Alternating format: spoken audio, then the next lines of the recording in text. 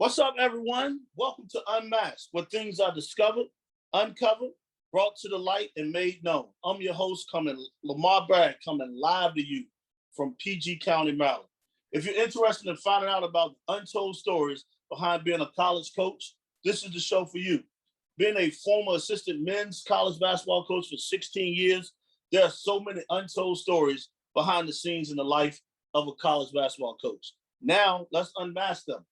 Today's guest is a former junior college head coach, an assistant high school coach, and grassroots coach at an elite level, a current college men's basketball assistant. He has a tremendous work ethic, great talent evaluator, has a terrific teacher, and a great skill development coach, excellent X's and O's coach. And and I always is proud, he's a PG County native from Sea Pleasant, Maryland. So welcome, Sea Pleasant, Maryland native, Xavier Joyner. And before we even bring him on, I'll talk about his bio a little bit. This is a guy who, I go way back to, it's 30 years now. I was transferring into the CIAA. He was a freshman at Bowie State in the CIAA. So that was more than 30 years ago. And then, from there, he was at Bowie State for a couple of seasons, and then he leaves and goes to Hudson University up in Maine, where he ends up having an outstanding career for the last 2 years of his career. And then he goes, and like everyone else, he probably want to make money. He was a guy who jumped into being a professional in the business world first, began a family. And then he probably got that itch, like some of us do who, love basketball. It's always been your passion. He had a chance to go to Montgomery Germantown College in 2000 for after 5 years of being in the workforce and beginning a family. But he had a chance to get into coaching. He was an assistant at Montgomery Germantown College for 4 years. And then he became the head coach in 2004 for 6 years, where he did an outstanding job before heading over in 2010 to PG Community, Prince George's Community College, where he did another outstanding job. But he always knew it was bigger than just him being in community college. And so he decided to actually get out of college coaching, jump into the grassroots side, work with Team Takeover for 4 summers, 4 years. And then also worked with at Paul VI High School. So another elite high school in the WCHC. Had tremendous players that come through there, and they continue to do a great job with a good friend of mine and old coaching buddy, Glenn Ferrello. So did a great job there at Paul VI from 2015 to 2018. And then his break, getting into Division I basketball happened. He was at 2 years at Mount St. Mary's University, right in Emmitsburg, Maryland. And now presently, starting in 2020, he was now at James Madison University in the Colonial Athletic Conference, where this year they just won the regular season championship. So in year one, and they're going to do big things there. They've turned their program around already. I want to welcome to the show a guy that I've known for a long time and watched him from afar, just in the coaching business as well. Xavier Joyner, welcome to the show, X. I'm letting people know I don't call him Xavier. He's been X to me for a long time. But welcome to the show.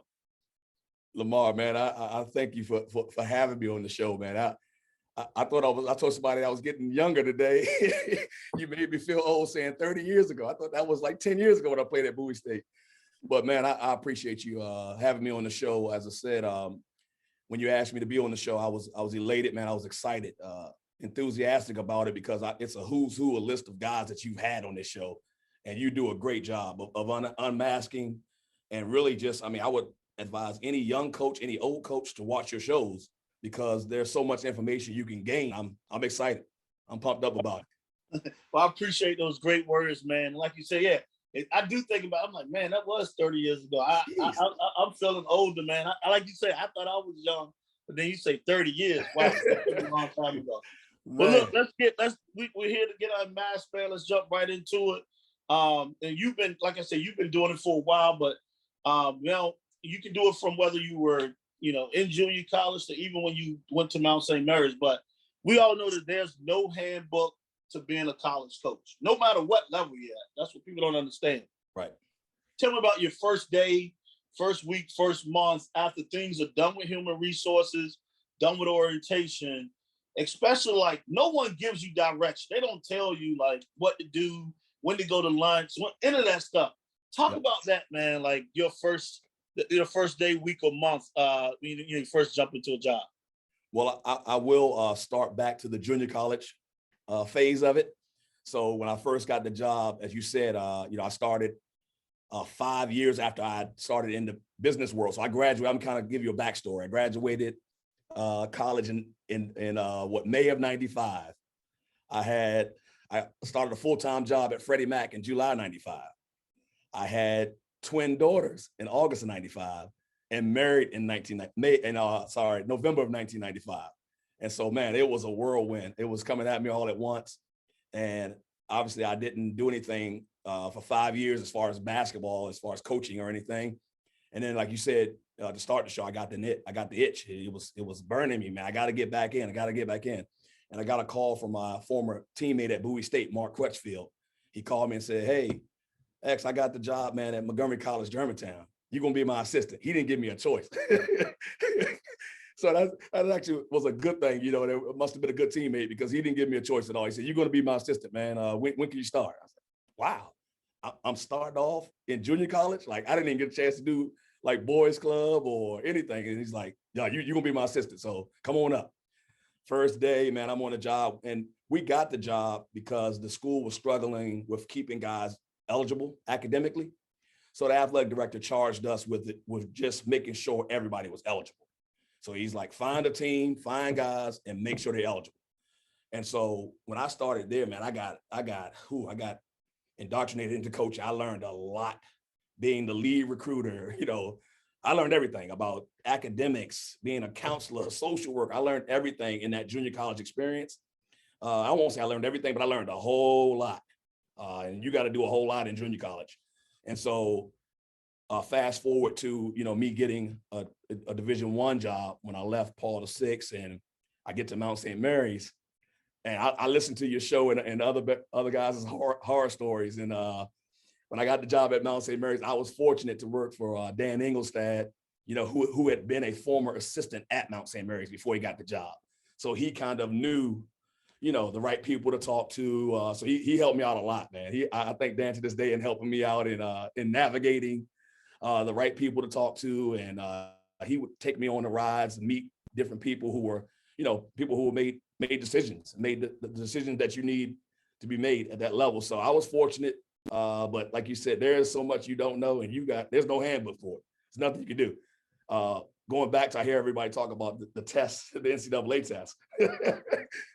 I felt like I was back in school, man. The studying we had to do to get right for that test, but it was all worth it. And as I said, I give all the thanks to Dan Engelstad and holding my hand in the first couple of weeks.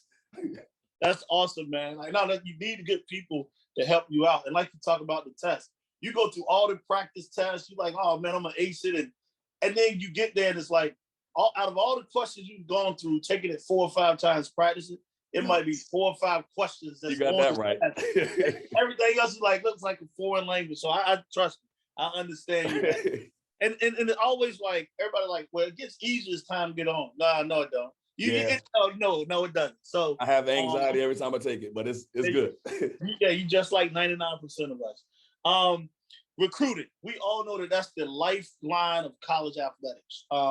And I always said, in order for you to be successful in this business, whether you're at an academic school or non-academic school, you still have to get people who are great. And I'm gonna say very good basketball player, very good basketball. We always use the word great, but good basketball player, good person. And you want to have good character kids in your program, and you want to have good students. And a lot of times I think people, you don't have to be an A student. You don't have to, sometimes it might not be a B student, but you need to be a student who cares about getting a degree, cares about going to class, care about doing the right things. Talk about your best and worst recruiting stories you may have had, and it could come from whatever level. Talk about that. And a lot of times it's not always about who it is. Sometimes it's about how it goes, about. But talk about your best and worst recruiting stories you may have had over the years. Okay, I'm going to start with the best. I'll start with the good side first. So the good side, when I was at Montgomery College in Germantown, I had a kid who ended up being an All-American for me. You know, I was recruiting the hell out of him, calling him every day, and like we had a great relationship. And as we all know, if you've been in this business, you know when a kid goes ghost on you. Hey, it's like dating, Lamar, man. We were in love, man, and he went ghost on me. Couldn't get him to answer the phone, nothing. I mean, I didn't know what was going on. And it was about probably 3 or 4 weeks. I didn't know what was happening with him. I thought we had a good visit when he came up to Montgomery College. I thought everything was fine. I hadn't heard from him from about 3 or 4 weeks. And while at my aunt's 80th birthday party, I recognized his mom at my family table. And I'm like, what are you doing here? And she was like, so they had ducked my calls all this time. So she's looking at me like, what are you doing here, coach? And I'm like, that's my family. She's like, this is my family. So ended up, long story short, she ended up being neighbors with my cousins. And we forged the deal right there. Like we said, she's like, my son has to go with you. Like, I did not know you were a family with these folks. And I was elated. And he ended up being an All-American for me, got me a JUCO championship and everything. So I to this day, I'm grateful for that. And luckily, you know, I have a lot of family and friends in this area that really helped seal that deal. Another recruiting story I'll say is that at Paul VI, young kid that I got right before I left, and I'll say Doug McDaniel, use his name. And the first kid I talked about, I'm gonna use his name too. John Taylor. He always say I don't give him enough credit. So John Taylor was the first kid, ended up playing at St. Francis in PA. But I'll say PBI, man, me getting Doug McDaniel to come to PBI before I left PBI. And at the time we were a little hesitant as, you know, bringing in another talented guard, you know, with already having a young guard in Jeremy Roach. And come to find out, man, Doug was so competitive. He wanted to be there. He didn't mind. Like, everybody was telling him, don't come there. Why would you want to play behind Jeremy Roach? And he wanted to do it. He's like, I want to compete. I want to be the best. I want to learn from the best, which is unheard of in these days and times. But he did it, came behind Jeremy, and we had no idea that Jeremy Roach and Anthony Harris, 2 ACC guards, were going to tear their ACLs in the same season. And Doug comes in and starts as a freshman, and the rest is history. I mean, obviously, with him going to Michigan now. So I think those are 2 really good stories. The bad stories didn't really, the bad story, I'll give you one. So me getting this job at JMU, oh man. So at Mount St. Mary's, we had finished our class by the time I got this job here. And as you know, we had finished a great class at Mount St. Mary's. So we were, feeling ourselves, we're feeling really good at the Mount. And I got the call for this job here, not knowing that the recruiting process was going to heat all over again for me. So when I got here, we had to end up bringing in 8 guys. And man, we got 8 guys within 30 days. And as you know, in the business, man, that is so stressful. I had struck out probably the first 3 deals. And so I was like, wow, I am striking out, because I had to get in a whole new recruiting pool because we were late. So it was a lot of junior college kids that we were looking at. And Coach Byington, man, it was so funny. It was one, this is like my 3rd strike here. So he came in and said, hey, X, the kid we were waiting on to commit to us, he didn't commit to us. And so I'm like, another one. So I'm in the meeting, man, like, God, I can't believe this. And then like 2 seconds later, coach says, nah, he called and said he's coming.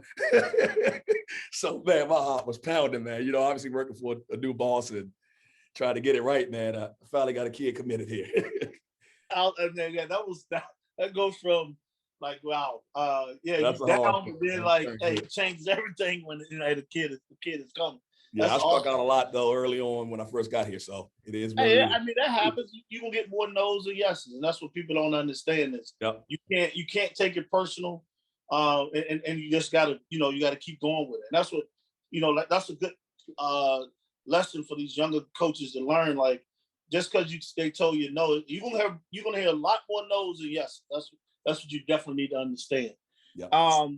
You talked about you were one that went into professional. You went more on the business side before getting into coaching, but then like you had a dream, like you knew what you wanted to do. You had a passion that you wanted to be in coaching.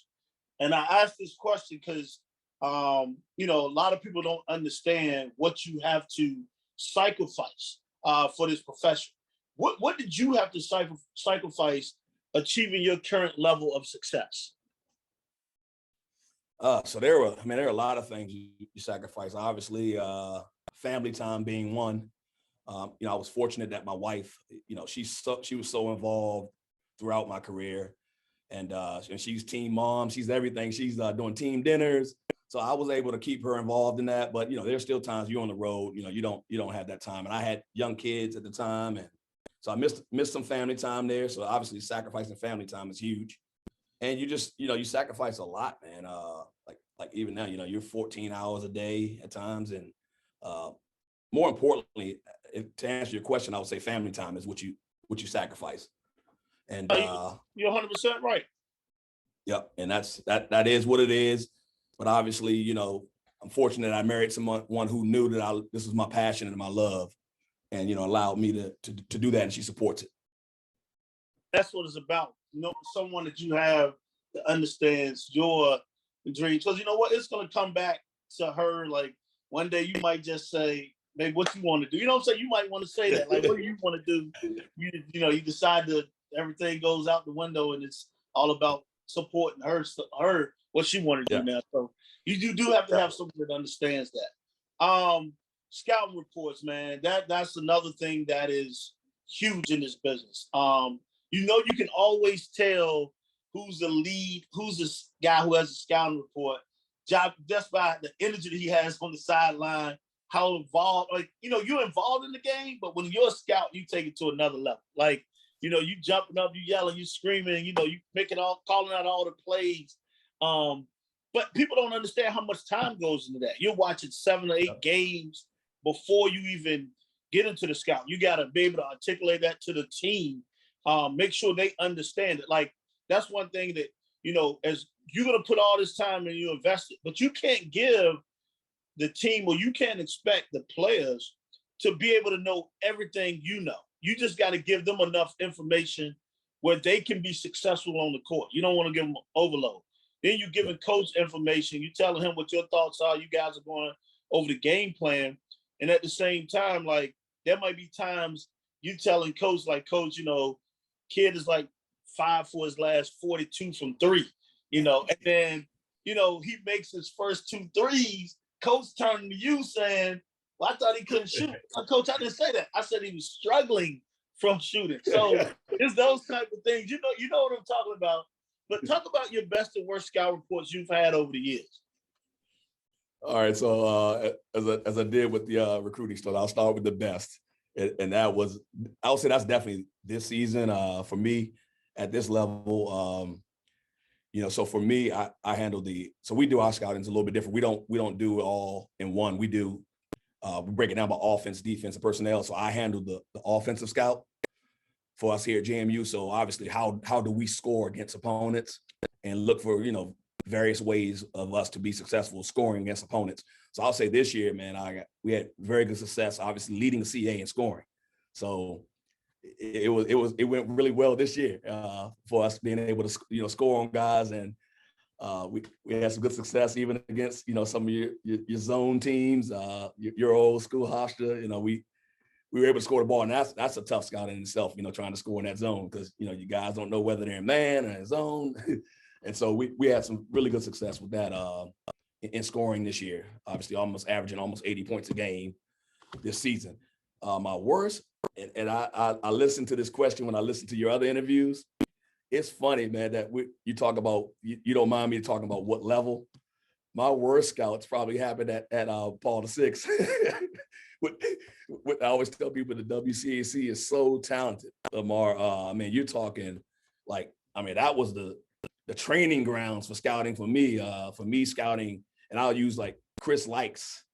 There's no scout for that guy. So I remember being in the WCAC championship and Aaron Thompson and Trevor Kills, those guys looking over at me like, "You said he was gonna do this," and I'm like, "I don't know. I have no answers for you." I'm watching this guy, man, just tear us apart. Like everything we thought that we could possibly use as an advantage, he just killed it. And that's what I always say, that league is just so tough, man. Down to Markel Fultz, like those dudes, man, they were Ant Cowan. Like, say he comes over half court, he can pull it. He's shooting half court shot threes, and those dudes, man, were so so unscoutable that, guys would always look over at us and I'm like, I was a scout director. I had no answers for them. No, it's in certain games. So those are my worst scouts. It's interesting you say, like, the WCAC, people don't understand this. I've been around the country. I've recruited every state. I've recruited, basketball at its highest level. Like, the WCAC is the #1 basketball league in the country. Like, that's like, I don't think it's even debatable anymore. Everybody, it used to be the New York Catholic League. We used to talk about Philadelphia basketball, but the WCAC, and I think, and someone asked this question earlier, X, and I saw it, and it was like, what's the difference between, when you look at a private school kid versus, a public school kid, in the DMV area. And I say, I think, and I'm saying not all, but most, most of the kids that come from the private schools or the WCAC, I think those guys are ready to go into college and play right away because they've seen the best competition. They've gone through like scouting reports. Their practices are like, and I always say this to seniors when I was coaching high school basketball, treat your senior year should be like your freshman year in college. Like how you play in a game is how you have to practice when you're in college, right? So, because everyone doesn't understand that when you get to college as a freshman, you can't practice the same way in college that you did in high school. Yeah. It's totally like it's ramped up 10 times. No, and I don't think a lot of people understand that. But the WCAC or any of the private schools in this area prepares you to be able to step in from day one, play because of the competition, because of the instruction a lot of times. Yep. I mean, it's just a little different. And I think that's what a lot of times people don't understand. And like you said, night in, night out, you're facing a Division I prospect, if not an NBA basketball player. If not an NBA basketball player. Yeah, I mean, you hit that on the nose. And like you said, I used to be all just WCAC, but the DMV as a whole, as you said, I mean, you look at Sadiq Bey and Luka Garza, that's from another conference within the same DMV. Like, we're all 30 minutes apart from each other. So it's every night, man. Like, you got to be prepared. And like what I coached against with Glenn Farrello at Paul VI, man, prepared me a lot, because I mean, I'm just looking at old names. Like, we've played against Anthony Edwards, Colin Sexton, Bo, Darius Garland, Nas Reed, Jonathan Kuminga. Like, I can keep naming. Like, these are guys that we were regular opponents. Like Glenn, Glenn schedules hard. So we played against everybody. He's always been that way. So and so you learned a lot, man. I learned a lot high level basketball in high school. And then you were at Takeover, and it was the same thing. Like, you were doing scouting reports for Takeover. You know what I'm saying? So for the summer. So it was always a high level basketball and a high level preparation that helps. That's a misconception that people have, is that AAU, you just roll the balls out. They don't realize that in Keith Stevens' organization, it's high level. Like, so when we're on the road at Peach Jam, wherever, EYBL, like we're up all night doing scouting reports and actually analyzing what guys do well, what guys don't do well. And it's high level. So it's just like college. That's why those guys are so prepared when they leave it. Yes, correct. What is your biggest challenge you've experienced since you've been a college coach? The biggest challenge? That's a good question. Actually, I would say I wouldn't call it a challenge, but what I will say is that it's so competitive at this level, because we all have a ton of information, a ton of data that we can use. I mean, so everybody is good. And so the challenge is, how do you win games when everybody has the same access to all of the information? How do you differentiate yourself from others who are just as driven as you? Because obviously, to make this level, man, it takes a lot of hard work from every guy at those 357 Division I schools, and even Division II, Division III, NAI. I mean, everybody's working their butts off. How do you become better than everybody else? I mean, everybody, we all see the same stuff. We all use the same same tools. How do you become better than someone else that's using the same tools that you're using, that's staying up 14 hours, that's using the same 24 hours a day that you have? And so that's a challenge, but fortunately, had some success there, and you want to keep that going. Awesome, man. Awesome. Like, and I think it was your first year, within my last year. So you were at Mount, and but I know I've been around where you've been out recruiting and things of that nature, or just around basketball in general. Yeah. Do you ever find that there are things about you that people might misunderstand? Like, what are they? Because I know you work your butt off. You great at evaluating talent. Like, but is there anything that people might misunderstand about you? I think people may think that I'm not, I don't know if you want to say aggressive or not aggressive, but I'm not arrogant. I'm very humble. And so I think people may take that for like, hey man, this guy, he's, I don't promote a resume. I don't say I did this, I did that. And so I don't want people may take that as, he's laid back, which is way far from the truth, man. And I'm just not, gonna go around bragging about what I've done, what I've did, and who I am. And, so I think that's probably a big misconception, because I'm not arrogant at all. I'm willing, man, like to this day, I'll help managers clean up. And I think that's from my background of what I've done as a junior college coach, from driving vans and, done everything, man, taking the trash. I've done it all. So I still do that to this day. Like I'll take the ball racks up with the managers, so I think people may take my niceness and take advantage of it, but I do have that other side too. Yeah. The competitive side, all that'll come out. So I believe you, whether that's playing a game or recruiting or any of that stuff. So I know that side of it. Ultra competitive. Yes. Education. I mean, this is education. Like, people don't realize coaching is education. We're in the education business. You and your wife, done a great job of rearing 3 children, and you've coached a ton of guys. But like, what do you try to teach your players besides basketball? What do you try to teach them? Or what do you try to educate them on? I try to teach them on how to be great men, first of all, how to respect people, how to be loyal. And I look at my background. I'm a man that's been married for 26 years. And people look at me like, hey, how you been married for 26 years? And so I'm faithful. I'm loyal. I'm an everyday guy. So I want them to be everyday guys, regardless of what. And I always tell my guys this here, and this is something that a lot of guys have taken away from me, is that regardless of what's going on in my life, I'm always gonna have enthusiasm for you on a daily basis. I'm never gonna bring my problems to you.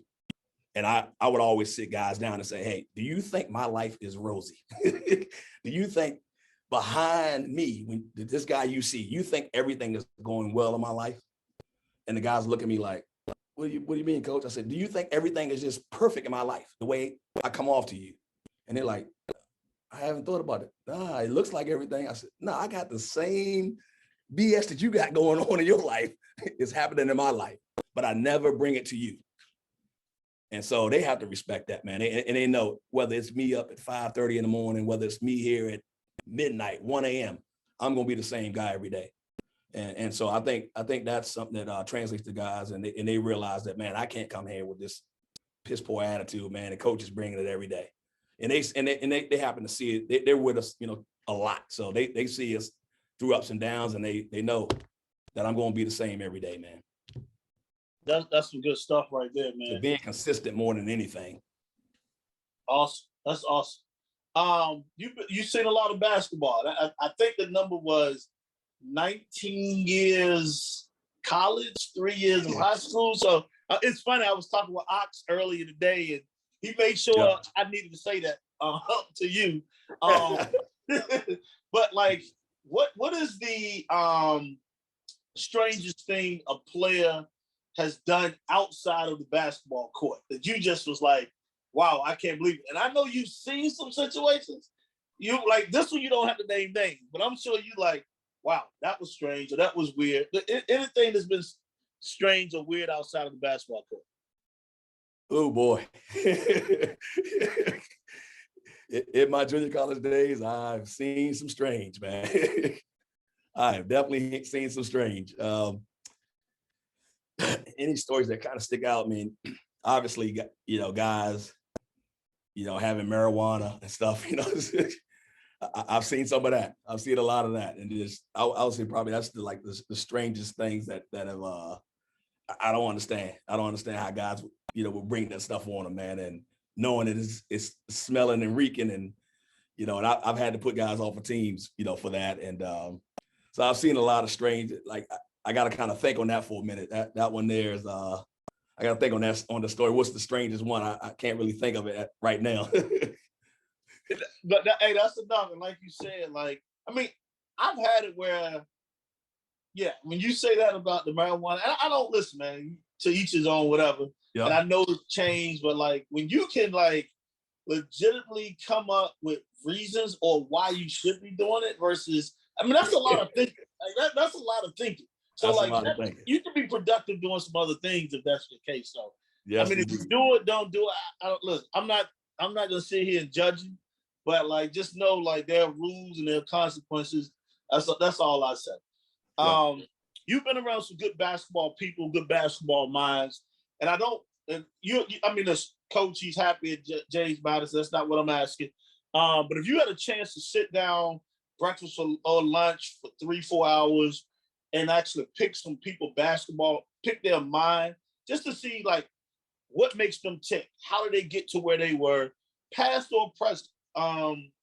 Who would you want to sit down with? You know, you pick 3 guys and just say, man, I would love to sit down and spend some time with that guy. Maybe you did. Like maybe you know, being in the DMV area, some people got a chance to sit down with Coach Thompson and talk. But who would be, you know, 3 guys that you'd be like, man, I want to sit down and just pick their brain and see what makes them tick, see what made them work, and try to get some insight on how it could help you out in this profession. You said one. You said Coach Thompson because he was my coaching idol coming up. So that's one. And I've, you know, had a chance to like just talk to him in brief at Kenner League or something like that. But I haven't had an opportunity to sit down and really analyze, you know, the things he did other than reading his book, you know, because Coach Thompson really didn't disclose a lot of his secrets. And so, you know, I've been to his basketball camps where, man, he had things running from managers to everybody were moving. And so I would say definitely him.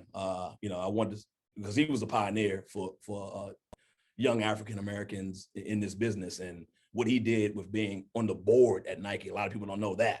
What he did with, you know, owning casinos and stuff like that. Like his mind was way forward, coming from the DC area. You know, I don't know how many people were that forward thinking like he was back then. How did he get that? Like, who did he get that from? And he talks about it obviously in his book, but so trying to gain that much. Now, I would definitely sit down with him. Another one is the GOAT, and a lot of young guys will say, who is that? LeBron? Michael Jordan. I would love to sit down with MJ and figure out like, how did he develop that competitive spirit, man, where he wants to win in everything. Like, I would love to sit down with him. And, you know, I was fortunate in my time to, you know, actually, this is the person that I wanted to sit down with was Troy Weaver in the DC area. And I was fortunate, man, when I got the PG job, he was one of the first people that I sought out when I first got the PG job and I wanted to pick his brain. And I was fortunate enough to be able to pick Troy's brain and you know, go out to OKC training camp for a couple of years. Troy invited me out, man, for 4 or 5 days, and just literally me in the gym with, I think it was probably only one year when I went out. It was when they had Westbrook, KD, and James Harden on the same team in 2013. And in the gym, man, it was like, it wasn't no fluff. It was like just me, John Shire, Danny Manning, maybe in Tulsa staff. Like, that's it. And so it was like, I mean, I learned so much, man, in that 3-day period.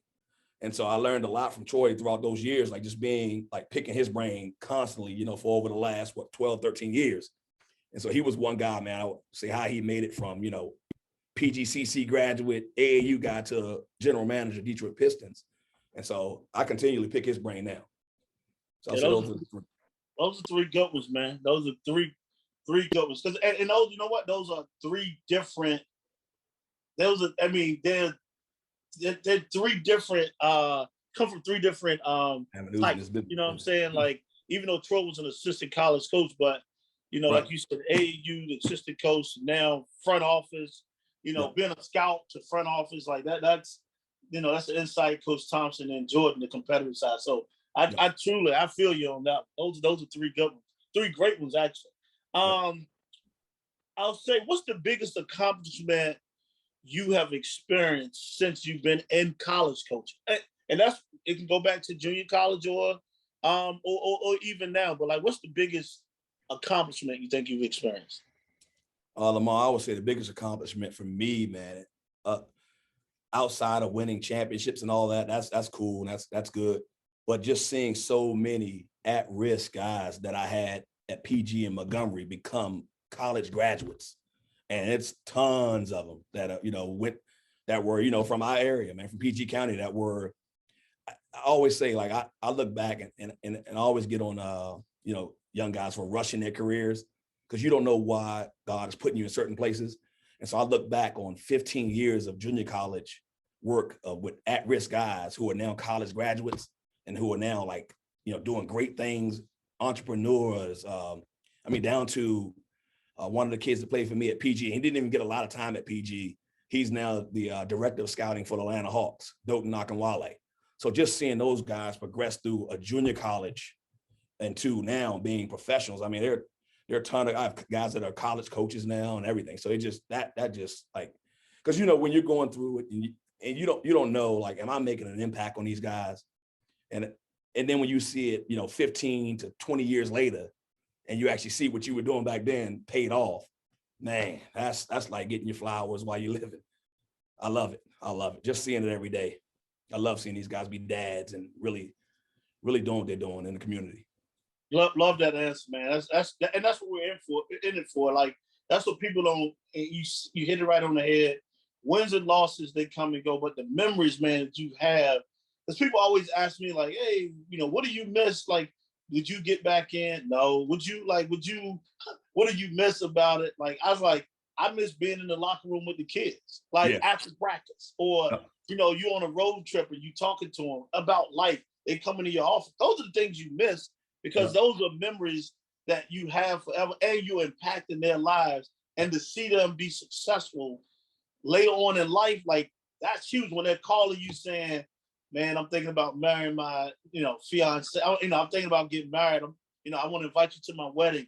I'm having my first child. You know, those are, or, you know, like, man, you know, I'm signing my son up for basketball camp. You know, so things of that, like, those are the ones that, you know, jump out on you. You know, like, should I take this job or not? They're calling you for advice. So I understand you, man. Those are the things that you think about for the rest of your life. Just seeing those guys become young boys to grown men, and knowing that you had, you know, you played a big part of that. That's the part.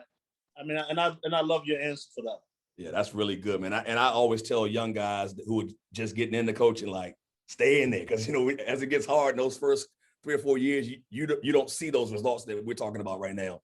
So it's like, hang in there. You're gonna see it. You're gonna see it, and it's hard for those young guys to be able to see it as it's happening. But, you know, I'm a guy that helps out young coaches also, to tell them, hang in there. It does come true, man.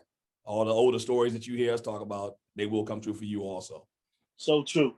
What movie or TV show title best describes your week? Like, you sitting there like, this is what I go to. Like, what movie or TV show title best describes your week? Oh, that's tough. Movie or TV show title? Dang, I'll say Hoop Dreams, because I'm living a dream, man. I'm living a dream. Are you after aging, or you? I didn't have the injuries, man. I'll just use the title as not the movie content, but I'll use that title as what I'm living, because this is a dream to be able to do this full time every day. That's what I wanted to do. Even though I was a junior college head coach for 12, 13 years, I still had to go into Freddie Mac and Navy Federal as, you know, mortgage underwriter during the day, but also, you know, obviously coaching in my mind all day long. And I was fortunate in my time of having, bosses and managers that allowed me to coach as well as work. But I would say hoop dreams, man, because I'm living a dream right now. To get back to your question. No, that's great. That's great answer, though. Great answer. What's your favorite word or phrase that you like to use? So my motto when I, for years has always been dedication plus discipline equals success. And that's just who I've been and throughout my career. And I always tell guys, how many people that and I challenge you to figure this. I say, how many people that are dedicated and disciplined that aren't successful? And they always go, say, even on the bad side of that, people who are dedicated to stealing cars, like they end up stealing a lot of cars until they get caught. But whatever you're dedicated and disciplined to doing, you generally are successful at doing it. And so I always challenge guys, like, normally when a guy isn't successful, it's more than likely because they probably weren't dedicated or they weren't disciplined. Awesome. I just wrote that down. I'm gonna use that myself. I actually love that. What's the best piece of advice you've ever been given? Best piece of advice I've ever been given, I'll say my dad has always challenged me to be a trendsetter, like or to like do something that hasn't been done. And I'll give you an example. So he always challenged me to change places. So me coming up, all of my friends were going to WCAC schools, DeMatha and McNamara and Carroll. And my dad was like, no, you're going to Largo High School. And I'm like, dang, man, like I want to play at, one of the WCAC schools, because I was playing at a high competitive Kettering middle school, Kettering league, which was all of my team. Mike Jones was one of my teammates who's now at Virginia Tech. He was going to DeMatha. So all my guys were like WCAC guys, and I wanted to follow them. And so he's like, nah, go change Largo.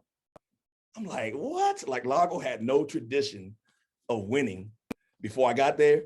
And so he would always challenge me on that. So I went to Largo and I was, Lamar, man, I was hot, man. Like, I'm going to this sorry school, man. That nobody gets college scholarships. And fortunately for me, Lou Wilson came in. Someone else I learned from was my high school coach. He's the guy that changed cultures. And I learned a lot. And I ended up being a part of Largo's I was a captain of Largo's first championship team in '91. And so I'll say my dad has been most influential in the words he would always say is change it. Change the culture. Obviously went to Bowie State, change it, make them better. Awesome. That's awesome. You threw out the OG vet, Lou Wilson. I first went to Oxon Hill, coaching at Oxon Hill. He was at Largo at the time. Antonio Lepagard, who was getting in. So yeah, yep. I know about those Largo Oxon Hill days. Trust me, when Lou Wilson was there. So he did a terrific job, man. He's still doing a terrific job. I was part of his first 4A championship at Largo. High Point was really good back then. High Point was really good. We had to overtake them. They were the team. Yeah, Ernie Walsh was doing an unbelievable job. I don't know if he was getting players that he shouldn't have been, but he definitely was winning. I remember that. Like, what does success mean to you? Because a lot of people translate that to wins and losses, but like, what does success mean to you? And you may touch on it again from what you were talking about with the kids and stuff before, but like, what does it mean to you, success? Success to me means, impacting someone's life. And obviously in a good way, changing someone's life. Like, I made a difference in their life. So obviously, we're not going to be on this earth forever. And, you don't want to think about death, but like at your funeral, do people talk about how you changed their life? And as I said, giving someone their flowers while they're here. I've been fortunate to hear guys tell me how I changed their life. So, I'm pretty fortunate in that sometimes you don't know until you are gone and then your family knows about it. But I've had tons of guys that I've coached, who tell me how important it was, the words that I said to them back then. And I'm like, wow, I didn't know it was getting through. So that's been huge for me. And it keeps me driven every day. That's why I'm still, enthusiastic about this coaching thing. Awesome, man. You spoke about this earlier. You're not a self-promoter. You are a humble guy. You've never been that way. You've never walked around and talked about the things that you've done and, what you've done for people and all of that. Like, but I'm gonna give you a chance now. Like, if you had to choose 3 adjectives to describe yourself, which would you choose? Okay, I will say 3 adjectives to describe myself. First of all, I'll say knowledgeable. Definitely knowledgeable, and you have to be, if you want to continue in this business or any business, you have to be knowledgeable. One that I really pride myself on is being enthusiastic. I'm gonna bring you some life every day, man. whether you want to share that with me or not, I'm gonna bring it to you. And so I think that's something that's huge and been really good for me as a coach, is that I'm gonna bring guys life every day, and not just as a coach, even a family guy. With my family, my son likes to maybe not be up sometimes, and I give him life. So I'm gonna be enthusiastic. And then can I actually do 4? What's it? Yeah. Trustworthy and dependable. Trustworthy and dependable. And obviously, and you've been married a long time also, and to be married 26 years, man, you gotta be trustworthy, you gotta be dependable. And so I pride myself on that. Those are 4 awesome ones, man. So definitely. Like, I mean, you said it, like, trustworthy and dependable. Those 2, they don't go hand in hand, but so those are powerful words right there alone. You kind of mentioned it earlier, and I'm gonna let you talk about it more, just because you didn't get a chance. You was answering a question and you threw it in there, and maybe it's someone else. But what person and or event has had the most influence on your life? I'll go back to that again. Like you said, I did throw it in the question. Is my dad most influential person that I've been around in my life? Just watching him raise 2 boys on his own in a neighborhood where he was the only dad, basically. I mean, there were other dads, but not many. And it was a lot of single parent households. And my brother and I were on the reverse side of it. So we would always want to be at other guys' houses and see, their moms and stuff. And hey, let's be with your mom. And all the whole neighborhood Pleasant wanted to be at our house because most of those guys didn't have dads around. And so he was so influential, man, just watching him grind it every day, never take a day off to make sure we were fed. And it's, obviously, Seat Pleasant, that's not like the greatest of neighborhoods. I mean, it's a hard-working community, but, everybody didn't have, we're not living in mansions, we were living in apartments. And just seeing him, man, pretty much raise the hood. And to this day, all of those guys, man, still come over our house, and try to talk to my dad. And a lot of guys that I grew up with, got in trouble, got locked up and all that, but they still, even in and out of jail, they want to hear from Mr. Joyner, man. So he was so influential, man. He just showed me to be an everyday guy and be there. And those adjectives I use is what he was. And I just watched him every day and like to use him as an example of what I wanted to be like as a man. Oh, that's awesome, man. Powerful words right there. That's why I want to give you a chance. I asked that question again, so you can expand on that more. And I'd like to end with this question. Knowing what you know now, and like you said, you started, 5 years after you even had started building your family. You had started working. But knowing what you know now, what would you tell your younger self to prepare for as a coach? Whether what level, could have been another way you've gone. But and I know people don't change things, but what do you tell your younger self how to prepare? You have to be willing to change. I mean, you got to be willing to change. So change management is huge. Like being able to change on the fly.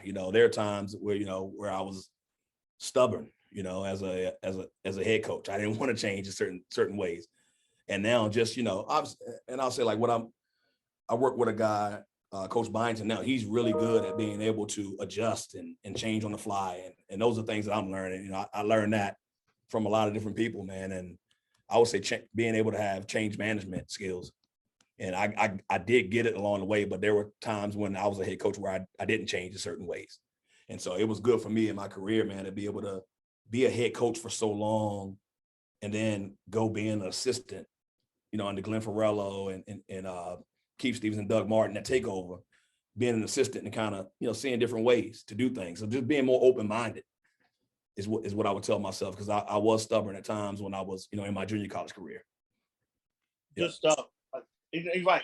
You got to be willing to adapt and change now. And that you see, like, and that's why I can look, even like head coaches in college basketball now, the ones who learned to adapt and change as time went on still were successful. The guys who struggled, they just said, "I'm doing it my way," and they got left behind. That you have to adjust. You got to adjust. You have to. Look, well, X, man, I want to thank you again for being a guest on the show and being unmasked. Is there anything that you want to leave with the people before you go, man? Yeah, I will say one thing I didn't get a chance to talk about is, so we talked about, me being X now. One of the things I also will say for even younger guys is constantly reinvent yourself. And so I went from Coach Joyner, like, for all those years, like, that's what my junior college guys know me as Coach Joyner. So now I'm Coach X. When I left PG to go to Takeover and Paul the Six, I became Coach X, man, and reinvented myself, man. And I'm Coach X to this day. I'm still young. Let's go. Love so reinvent it. yourself. Constantly reinvent yourself. Well, look, man, thanks for that. And I thank you viewers for watching another great show. Stay tuned for the next episode as we get them unmasked. See you next time and stay safe.